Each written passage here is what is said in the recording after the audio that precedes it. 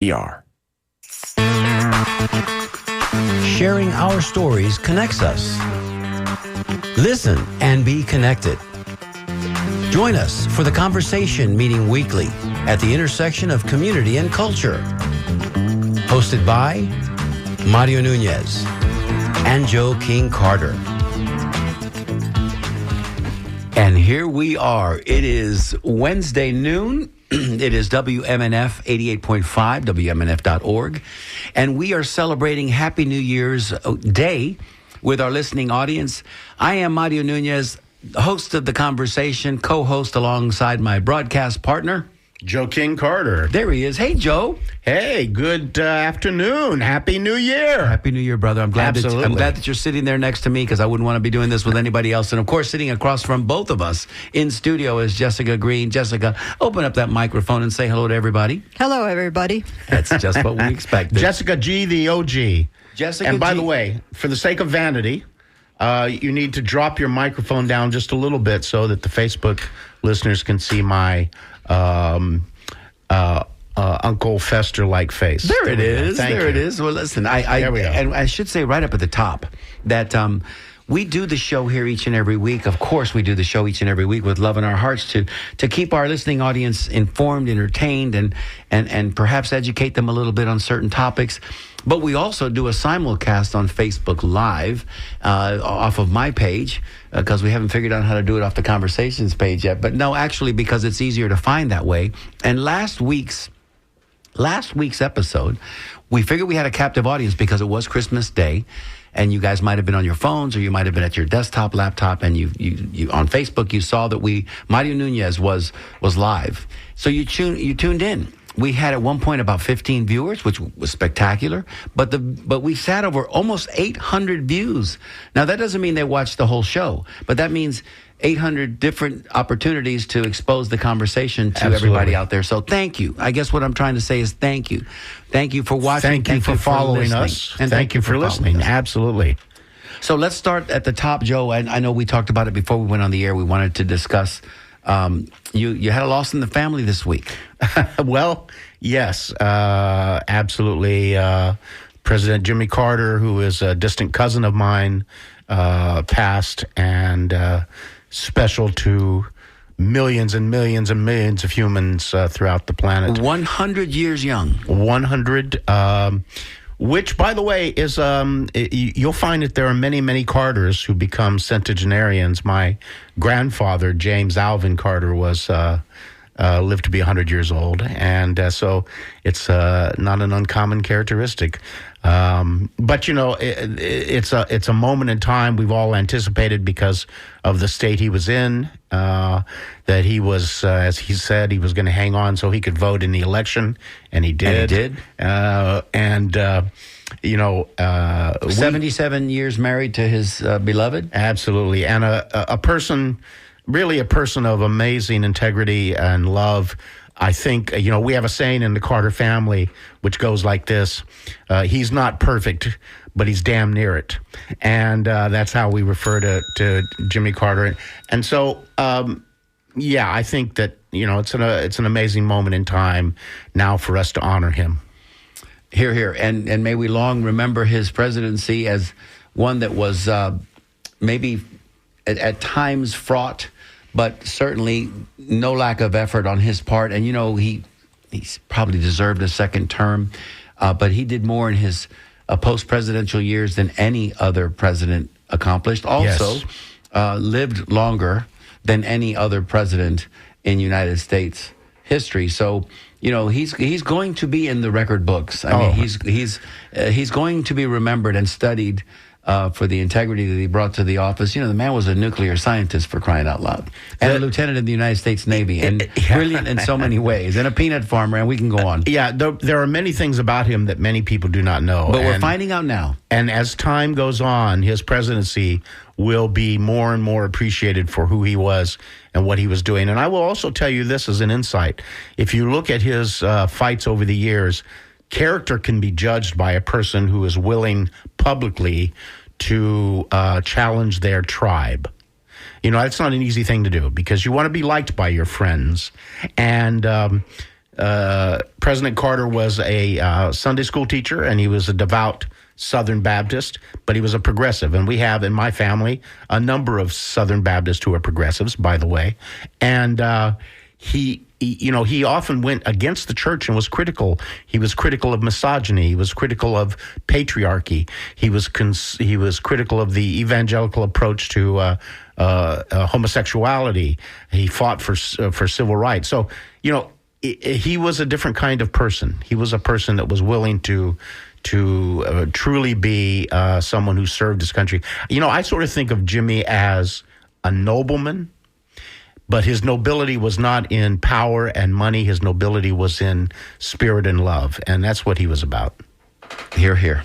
Rest in power, President Carter, and long may your memory serve us here, and especially the youngsters that are just going to be studying more about him presently. As we move forward into today's show, let me just also offer those of you that are on the road right now that might be listening to us in your car radios, be mindful. Keep those wheels, keep those hands at 10 and 2 as they taught us in driver's ed. Those of you that might be driving home from visiting family. And we're grateful that you're there listening to us as well. What's the topic du jour today, Joey? Well, I think it's New Year's Day, and we are here live from Martin Luther King Boulevard. So, I think that we didn't run another show. We came in. We on like our to day. be here. This is our happy place. Yeah, exactly. I mean, for me, it is. I look forward to doing this each and every Wednesday, as we say with great enthusiasm. We're here Hump Day during the Hump Hour to get you over the hump and to take you into the weekend. And what better time than the first Hump Day of the year? Let's ring a bell for Humpty Humps. Come on, now. That's right. So we thought that maybe this would be a good day to talk about some of the things that people would want to talk about. And maybe that would be one of those things might be instead of the usual political foray or cultural foray, maybe we talk about resolutions and New Year's Day and that sort of thing. And so what we need for you to do, however, is get on those emails and get to us. And Mario, take it from there. Because on these special days here in studio, we do work with just a skeleton crew, so we don't have a lot of extra hands on deck. And Jessica is working very ably to make sure that we bring in the music that we need to bring in and to keep us on time. But answering the phones can be a special challenge. We already received a phone call that we weren't able to get to. But listen, if you'd like to join the conversation, which, oh, by the way, Joe, is a fabulous name for a podcast, please do so. Send us an email, dj@wmnf.org. Send us a text, 813-433-0885, which comes to us then in the form of an email. Imagine that. And Jessica will read them for us. So please, we want to encourage your participation. It's just that answering the phones today presents a special challenge. So you want to start with resolutions, or you want to start maybe set the table with a little historical perspective on this whole New Year's thing? Well, I thought it'd be fun for me to look back into our history of New Year's resolutions. And it turns out that, in fact, it goes all the way back to the beginning of a recorded time. That the Babylonians are the first ones at which we can really look at and see it. And what is happening there is that everybody has a calendar. Mm-hmm. They had the Romans had the Julian calendar and the Gregorian calendar, and the Chinese have a little different calendar. But all of those calendars, no matter how they function, are going to measure time by a last day of the year and then a first day of the year. It doesn't matter if it happens on December 31st or if it happens in March. That's what's going to happen. And apparently every culture celebrates that. So a renewal of sorts. A renewal. But what's interesting, I found, was that the way in which they celebrate it varies a little bit from culture to culture. It's all pretty much the same. People like to drink and party and get wild and crazy and have fun.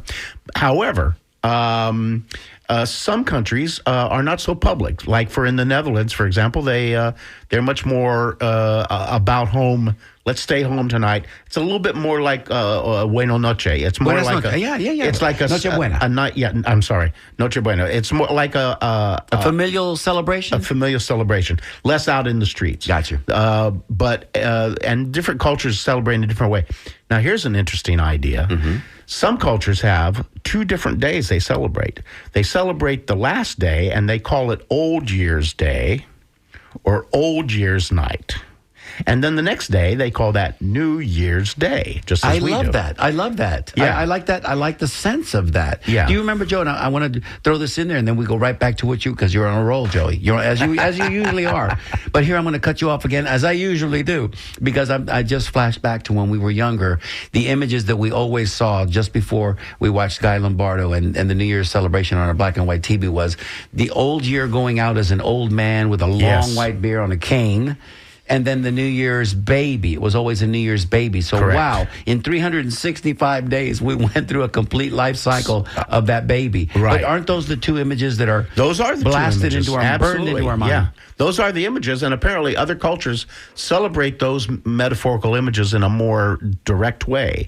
So they will have various kinds of things they do on Old Year's Night or Old Year's Day, which will have to do with instead of resolutions on the next day, they will do a clearing out of things. I'm not going to do this anymore. I'm not going to do that anymore. And I just find that kind of interesting. You know, ultimately, time is kind of an illusion. Albert Einstein told us that. He's told it was relative. It's definitely relative. So it's very interesting how we approach that. Yeah, absolutely. And let me just say right up at the top, and we see that a lot of you are joining us on the Facebook Live, and we want to say hello to you guys out there. Hey, everybody watching on Facebook Live and paying attention to us there. We love that. That, you know, we all kind of look at this particular December 31st, January 1st as a means of time stamping, you know, and you know, we just want to always looking forward to that redemption, the beginning of that redemption story. Right. And it seems like that's as good a time as any when the clock and the calendar flip over for us. Absolutely. You know, we went from, I mentioned Guy Lombardo earlier. Guy Lombardo, when we were small, watching that, and, you know, of course, we looked forward to the balloon drop then as much as the ball drop in Times Square wasn't quite as dramatic as it is now. Mm-hmm. And the singing of Auld Lang Syne, which nobody knew the words to that or what it meant, but we knew how to sing it a little bit. And then we started late in the later years after he retired with Dick Clark's Rockin' New Year's Eve, man. And that became very popular in the 70s and the 80s and the 90s, all the way through the early 2000s. Ryan Seacrest took it over for a minute. And lately, I can tell you that we have been experiencing the CNN 4 hours before New Year's and the ball drops in Times Square with Andy Cohen and Anderson Cooper. And it's quite hilarious because they're allowed to drink and every hour on the hour leading up to, they take a shot. Are you saying that Anderson Cooper gets a little sloshed? Oh, he gets a little wasted, and he doesn't drink. He doesn't drink. His own self-admission, he does not drink. So the tequila, which is what they're drinking, affects him much more so than it does Andy Cohen. And anyway, it's a different campy and fun way to usher in the new year. But these things do evolve. They do change. Oh, absolutely. And to that end, do you have a guess on where New Year's resolutions on New Year's Day comes from? I don't, but I hope that you will tell us. Well, it's very interesting because it starts in those early pagan societies like the Babylonians, who were not monotheistic. So they had gods. Plural. Many of them. And so one of the things they would do on at the end of the year was make promises to their gods to accomplish a certain thing, or to be a better person, or to be to give more sacrifices to the gods. There you go. Whatever it may be. It could be grain. It could be money. And in that process, they would hope that the gods would favor them and improve their lives. So our New Year's resolutions actually comes out of this tradition. It started in the very beginning of serving our gods. And it's a hopeful tradition, right? Because every time, you know, when we greet each other, we wish each other health, happiness, and prosperity. Those are the three things that are the holy trinity of New Year's Day greetings. Mr. Spock said, "Live long and prosper." Well, that's it. Yeah, right. Sure. You know, I think that it's a very positive thing. I like this time of the year because it is positive. I fully understand that a large number of people who make New Year's resolutions don't keep them. But that percentage, I understand, is there are studies that show those percentages. But you know, it's still a great thing to make them. Now, I personally am a person and I think many of us are this way, I'm making resolutions every every week, every day of my life. Renewal can take place. Let's any face moment. it. Every time your feet hit the ground, the next day when you wake up, and if we're fortunate enough to do that, That's that right. can be an opportunity to refresh and renew and have a better day today than you had yesterday. I think that the New Year's Day traditions of resolutions, and they're all the same, man. I'm going to quit smoking. I'm going to quit drinking. There's a lot of quitting.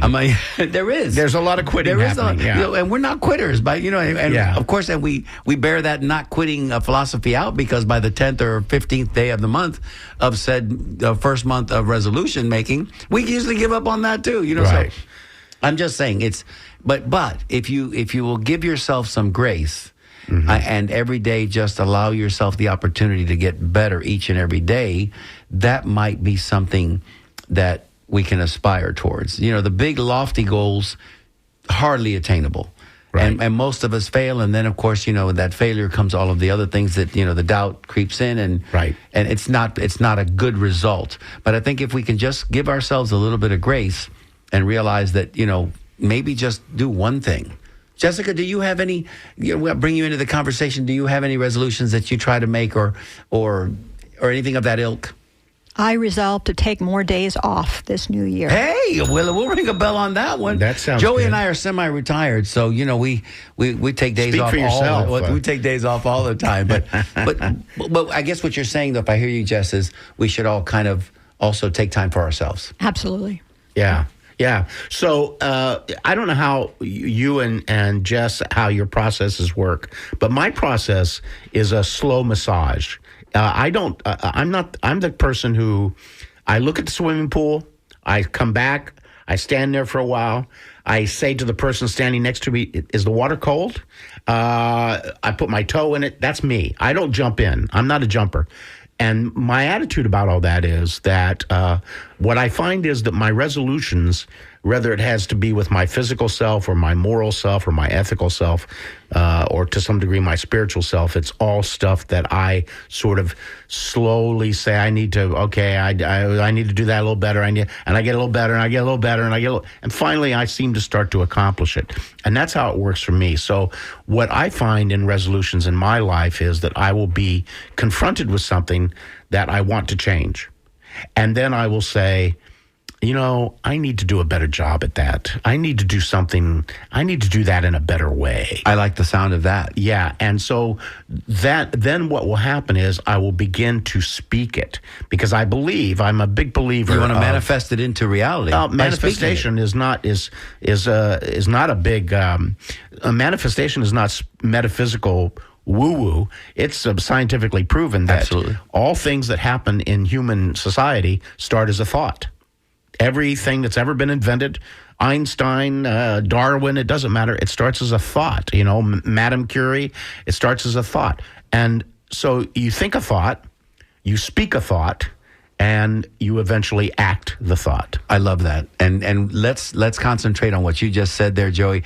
But I want to remind everybody, if you have a tradition that you guys participate in your nuclear families, your extended families, please send us an email, dj@wmnf.org. You can also send us a text, 813-433-0885, because there are a myriad, a plethora, a veritable cornucopia of different traditions that all of us do experience. I'll just give you an example, because I come out of the Latino culture. One of the things we do is at the stroke of midnight, we eat 12 grapes.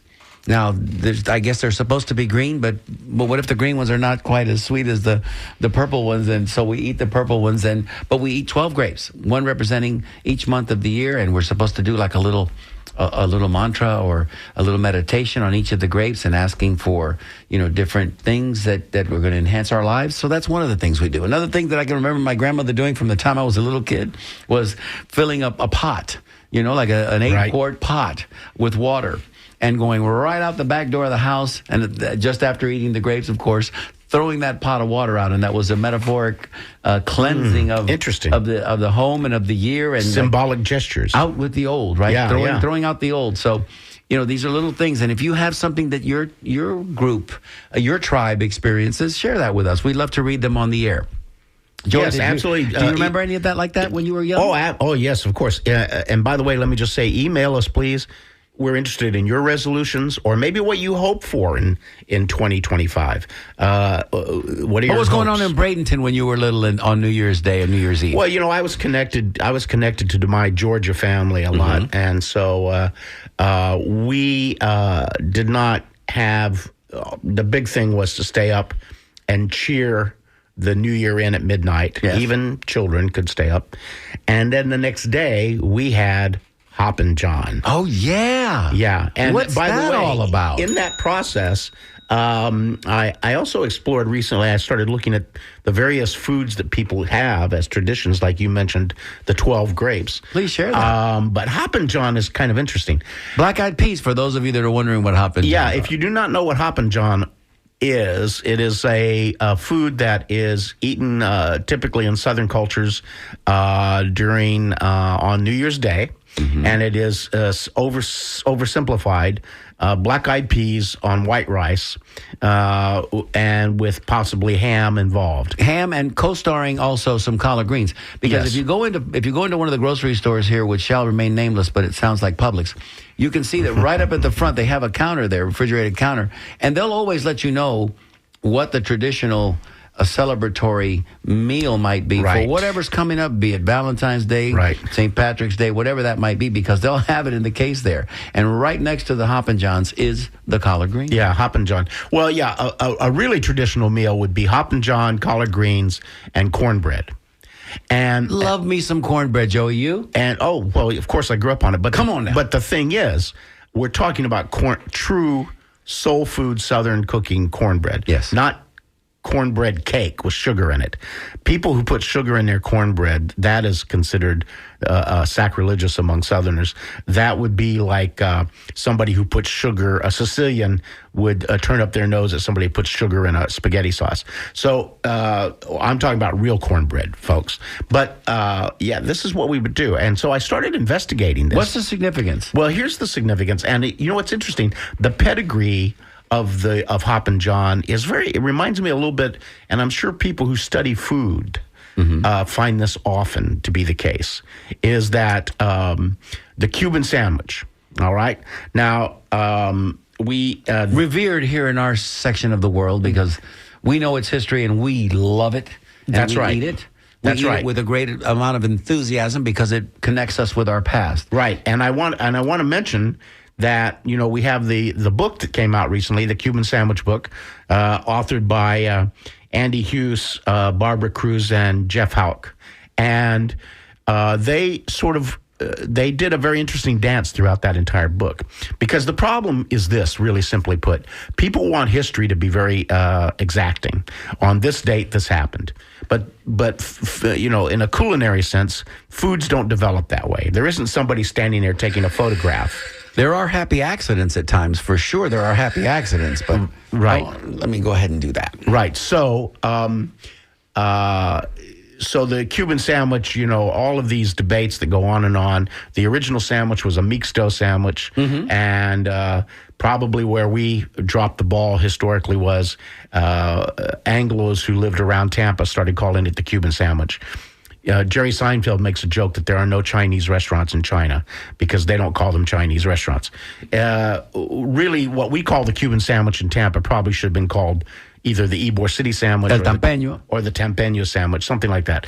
Well, so Hoppin' John, I started doing some investigation, and there's a lot of kind of mythos around this. Now, this is what you'll hear, that it's very, very connected to slavery, and it is in a sense, and here's why.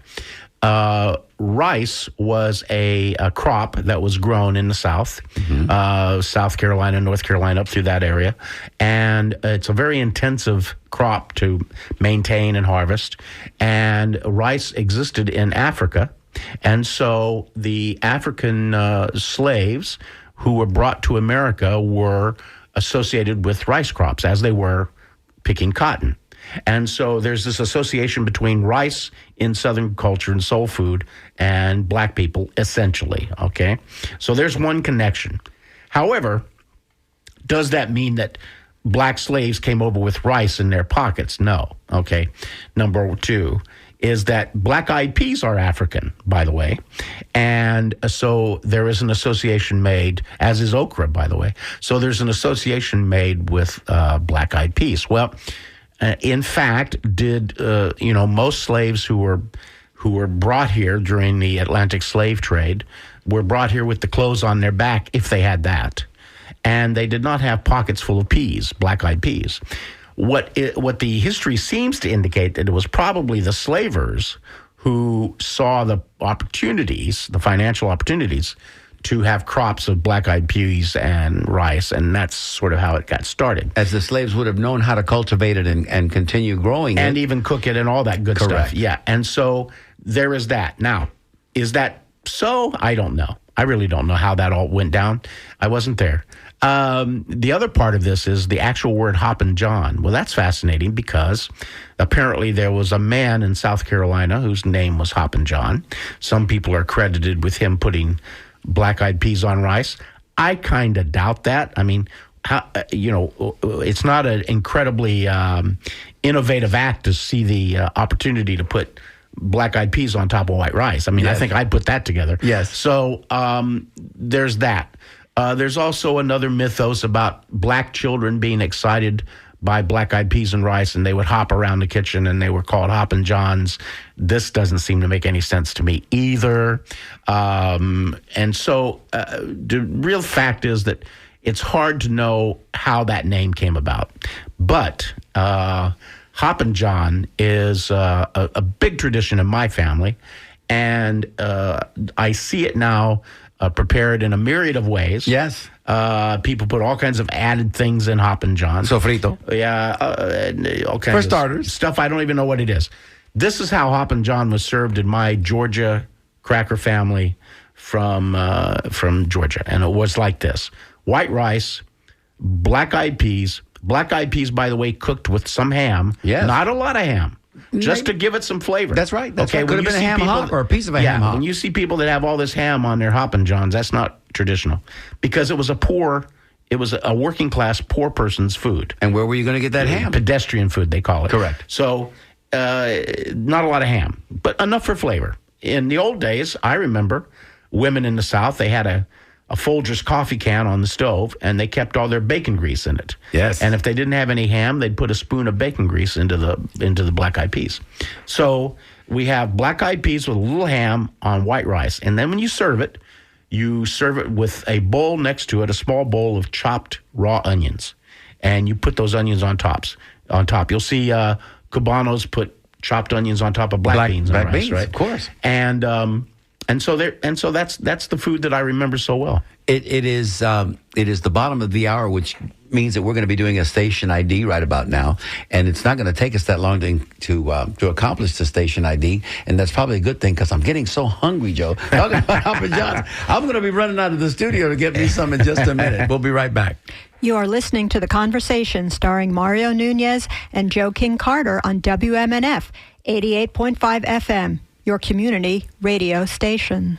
That was the great Jessica Green. Yes, thank you, Jessica. And that came out smooth as silk. Yeah. So if you want to join us today on The Conversation, send us an email or send us a text. The email is dj@wmnf.org, or you can send us a text at 813-433-0885. What we're doing is we're just kind of elucidating today, being New Year's Day. We're talking all about traditions, the traditions you might have in your family that you still are practicing today and probably trying to pass on to your children and grandchildren. Also, what are some of your resolutions? What do you hope for? What are your hopes for 2025? Which, when you think about it, 2025, Joe, is almost unimaginable, because I can remember being 12 years old and thinking, wow, in the year 2000, I'm going to be 42. Mm-hmm. And we're already 25 years beyond the year 2000. And, I, like a lot of people, I mean, I don't have an exceptional memory. I'm not by any means putting myself on that level, but I do have a very good memory. And I think it all stems from my childhood, which was pretty good, and the happy times around it. And even if you had sad times, those memories are burned in there as well. So memory is a special thing. But man, that's a lot of years and it seems like it's a very short period of time. Jessica, do you have any emails you can share with us? One of our longtime friends, Bubba, wants to say that Jimmy Carter was the ultimate public servant. Here. Let's ring a bell for Jimmy Carter. Very good, Bubba. And That's Bubba's commentary. true. Spot on, Bubba. Thank you so much. Anything else? The Beep, who is returning to the White House this month, is the ultimate self-servant. Yeah, that's well said, right? That's well said. There's so much here that I would like to say that I cannot say, and I won't go into it. But, we're about 19 days away from, or 20 days away from things changing dramatically. And, we could have had a different outcome. It wasn't to be. I think a lot of people were a little bit bamboozled and maybe even hoodwinked a little bit. But, hopefully those people will wake up in the midterms and things might change. But, it's going to be different. That's for sure. And we don't know because we just don't know. Maybe there will be a lot of waking up. Let's see what happens. Well, we want to be hopeful because that's what today is all about. We're New talking Year's Day about hope. is That's hope. right. So, Joe, I'm thinking because maybe it might not have been such a big thing in your household growing up at that time. It certainly was in mine because, sports was a big thing in our home. New Year's Day also represents bowl games, football games, college football games specifically. And today is no exception. There are, I think, 3 or 4 games today that'll take us from 1 o'clock in the afternoon, right when our show ends, to about 10:30, 11 o'clock tonight. So that's another phenomenon that is happening in our culture. We're mixing our sports in so profoundly that just the other day, when we had 2 games on Netflix, which is another aberration of the NFL, two professional football games, there were 4 games, 4 professional basketball games from the National Basketball Association, the NBA, Right. the last game of which was a spectacular game on the West Coast between the Golden State Warriors and the Los Angeles Lakers when they interviewed LeBron James at the conclusion of the game, which was, again, an instant classic. It was one of those down to the last second shots of a game, and the Lakers prevailed. They asked LeBron James a couple of questions. He ended his interview on courtside by saying, "Listen, I love the NFL. I love the NFL and everything that it's doing, but Christmas Day is our day." So he was pushing back a little bit because here goes the NFL encroaching on another holiday, which heretofore had been kind of sort of branded as a day to celebrate the NBA and the unofficial beginning of the National Basketball Association's season, right? So we do have these benchmarks. It's just interesting because it's starting to creep. It's starting to creep. Yeah. New Year's Day, Christmas Day. How far are we going with this? We're going all the way to Easter now? Well, a free society requires a lot of responsibility, and that might be a part of our problem. What we did on New Year's Day was there was a tradition that came again out of that Southern Georgia culture for me, which was that what you do, this is a belief, what you do on New Year's Day, you will do for the rest of the year. Oh, okay. Okay, that was kind of a belief. Now, most people have the day off. I don't mind that, to be honest with you, because it kind of lets you know, okay, if this is what you're saying you're going to do, yes, then you need to try to do that every day. Yes, and so this was used by my family to say what you should be doing on New Year's Day is being loving and kind and generous to your family and to your fellow man. That's what you're supposed to be doing on New Year's Day. And it wasn't interpreted as you need to be working on New Year's Day so you can make money all year, or you're not working on New Year's Day, you won't make any money all year. It was mostly about how you treat other people. That's what I remember most about New Year's Day. And of course, New Year's Day here, like Christmas Day here, in our culture, because we live in the Northern Hemisphere, is completely different than those that will experience it in the Southern Hemisphere because it's the middle of summer down there. So here, New Year's Day is fire in the fireplace up, in the northern climes. And, of course, lots of good smells coming out of the kitchen. And everybody kind of staying indoors and huddled around the TV Right. watching those football games we talked about. Right. But if you're in the Southern Hemisphere, if you're in Brazil or you're in Santiago de Chile or you're in Buenos Aires, I mean, and Australia certainly, it's completely different. Well, to that end, let me speak a little bit to some of these other food traditions that I discovered along the way, which is one is because my name is Joe King Carter. Love it. in Louisiana, in Mardi Gras, they have the king cake. Are you familiar with the king cake? I am so familiar with the king cake, and I look forward to every year getting that little baby. I don't always get it, but Well, you know that's that tradition. And that tradition started out with a coin. Yes. You would put a coin in the cake and somebody would find it, right? And now they put little plastic babies in the cake, and I'm wondering, wow, I guess that cake doesn't get, that must be some amazing plastic that doesn't melt in that cake. But yeah, the king cake is a beautiful thing Or they to could look put at. it in afterwards, couldn't they? I don't think they do, though.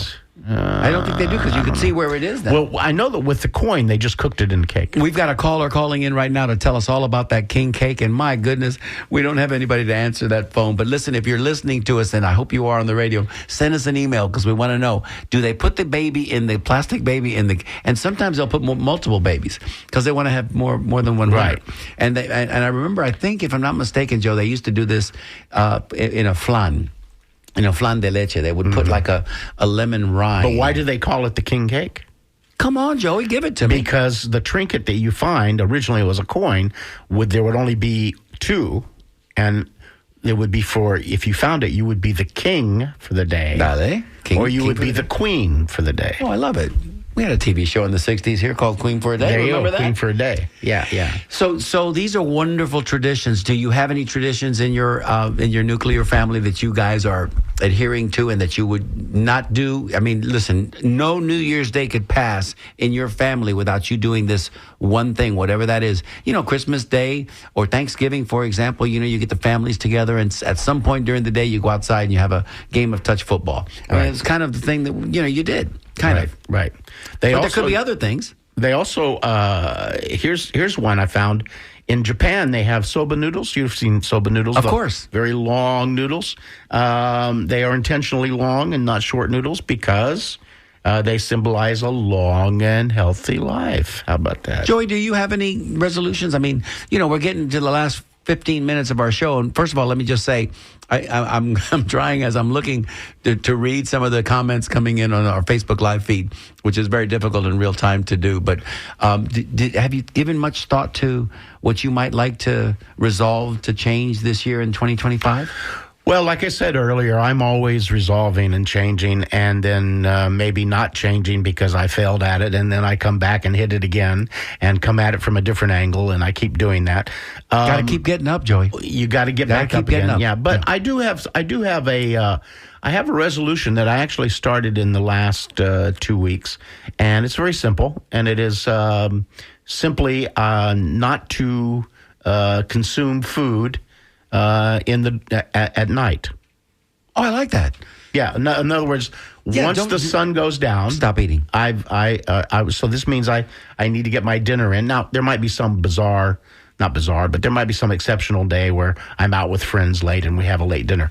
But the general practice will be, and the reason I started that might be tough for you, Joy, because you're very active in the Ybor City community, and so you're attending a lot of these functions that Boy, you really want daylight savings time to come around, because then you'll get a couple extra hours a day. A lot of those functions, unfortunately, will have food that I don't even eat. I know. It's just not food I eat. But the thing is, what I really like about this is that I started to think a lot about and read about the fact that in terms of our evolution, we did not evolve eating at night.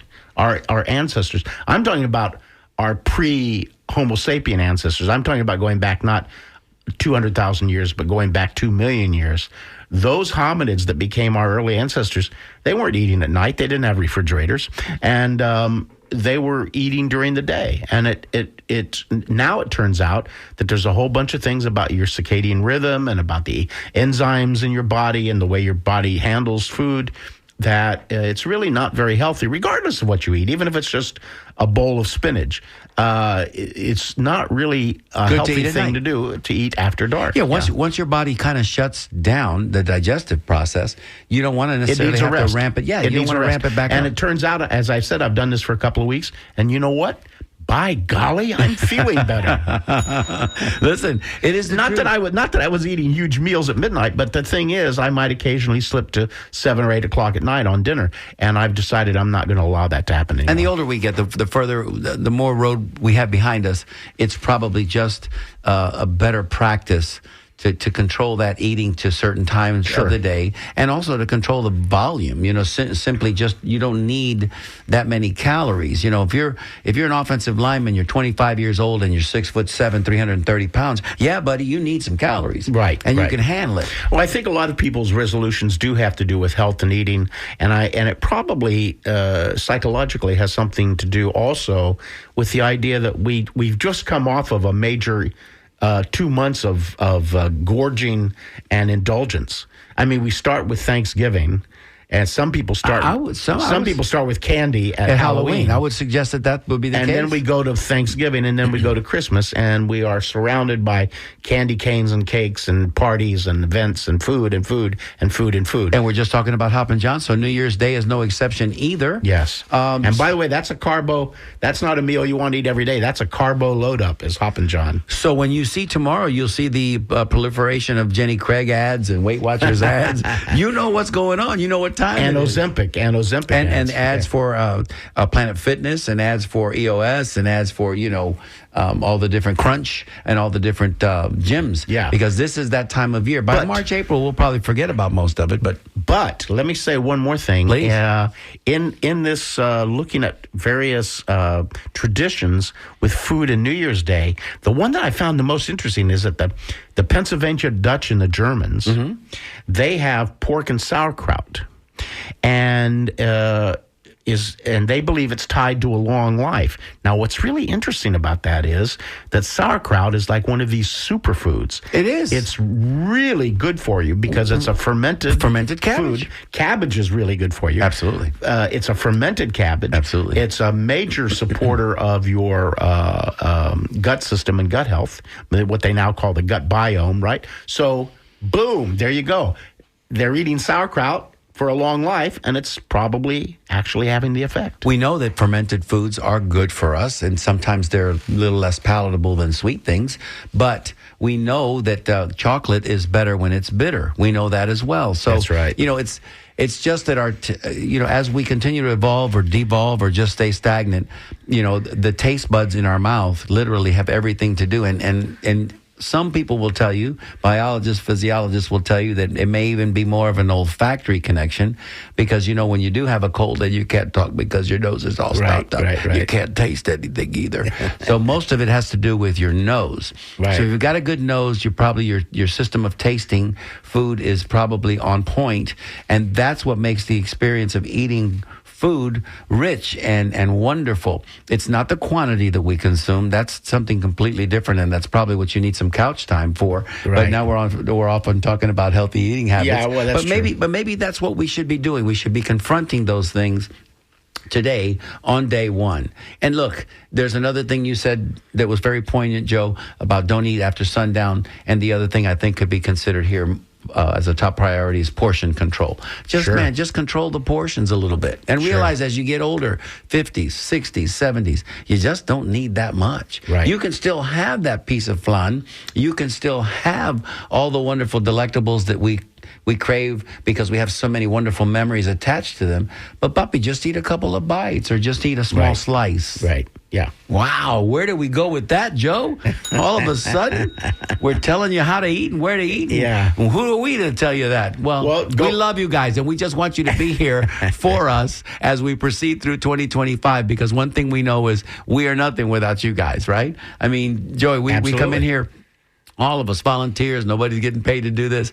And we hope that you guys are taking our conversations in the spirit in which they are intended, which is to, again, enlighten and inform, educate a little bit, but mostly to stay connected, because where is this show but at the intersection of community and culture? We want to be here for the listeners, and we hope that they're enjoying themselves. And they seem to be, because I said last week's Facebook Live feed had over 780 views.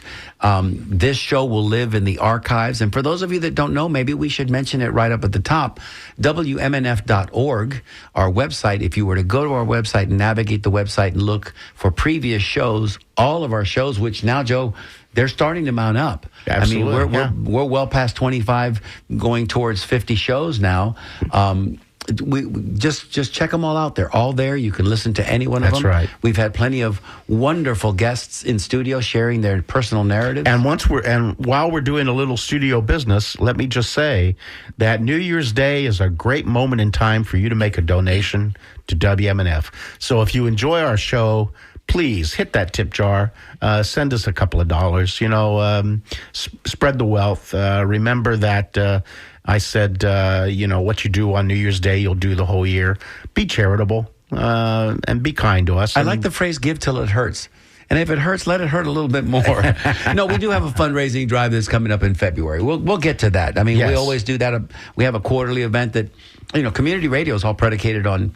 And that's how we're able to do the things that we do without being restricted by having benefactors tell us what we need to put on the air, right? Right. So community radio lives and dies at times with the generosity of the listening public. So we've got opportunities, and we appreciate each and every one of you for joining us. Jess, do you have any emails there you might like to read before we get ready to wrap this up here in just a couple of minutes? Anything come through? Not that you can see? Okay, wonderful. She's shaking her head. Yeah, she said, I have to sit up real tall to see over the computer screen, because Jess sits down low. So Joe, let's... No, you sit down low. I do. I do. Touche, my brother. I can. But I'm going to have to get home now and start the Hoppin' Johns. I did buy them. Yeah. And so now I got to get home and prepare. Let me tell you, I'll just right up front. So as a Southern boy, I love me some black eyed peas. Oh, yeah. And my mother used to cook them, you cook them down into a gravy. You cook them down like the way the nice and thick, right? The way the Cubanos cook black beans. Yeah. You cook them down into this gooey, thick stuff, and they are so tasty. A meal in fact, unto itself.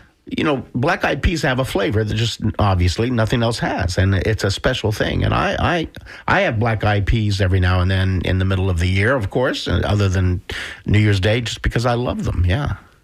100%. So as we're getting ready to close our New Year's Day show, let me say that my resolution for the coming year is to slow down a little bit, like Jessica was alluding to earlier, to kind of smell the roses, smell the coffee. I mean, we're all in the middle of this. What does that mean, slow down? What does it look like? What does it feel like? Yeah, what is the genesis of that? It just means don't miss an opportunity to be kind. Don't miss an opportunity to be gracious. Don't if you love somebody, tell them you love them. If you want to give them a hug, give them a hug. Stay connected to your brothers and sisters. I see. Hyper local, right? So, because it all starts right here in our own community. So it's sort of paying more attention.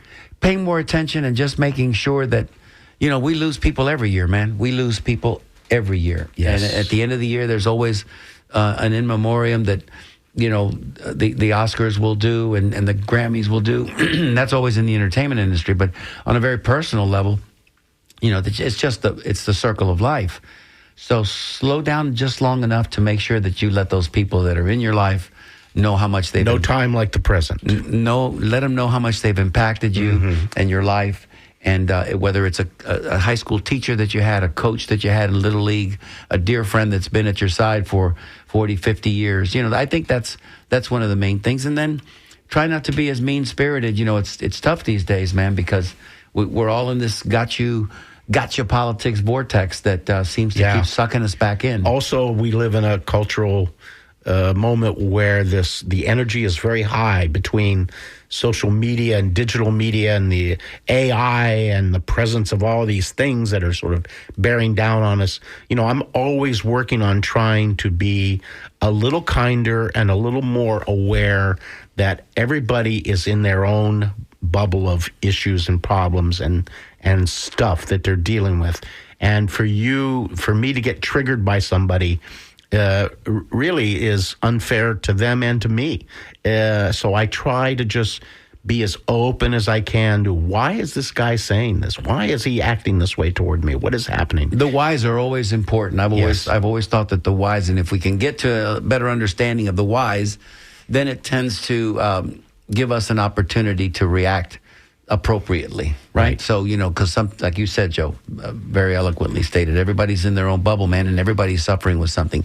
So all of that said, let's you and I resolve that in 2025, Wednesdays at noon, right here on WMNF, WMNF.org, we are going to do our best to uplift and to make this hour of power, right, midday, midweek, midweek, midday, your opportunity to connect with us, so that when you leave us and you listen to Mr. Bannon, who's about to do his musical thing in just a few minutes, you're ready to race towards the weekend, and we leave you with a smile. Absolutely, I see Jim Bannon over there. Yeah. I see him. He's warming up, man. He's getting ready. He's the Sultan of Sound. Yes, he is, and he's getting ready. He's got his WMNF fundraising T-shirt on, which was cool. We have those shirts too, Joey. They're shirts. I completely agree with you, and I want to be. I think that it's always been, as you and I talked about this show in its inception, to try to do something a little different. And different means uplifting, because most media today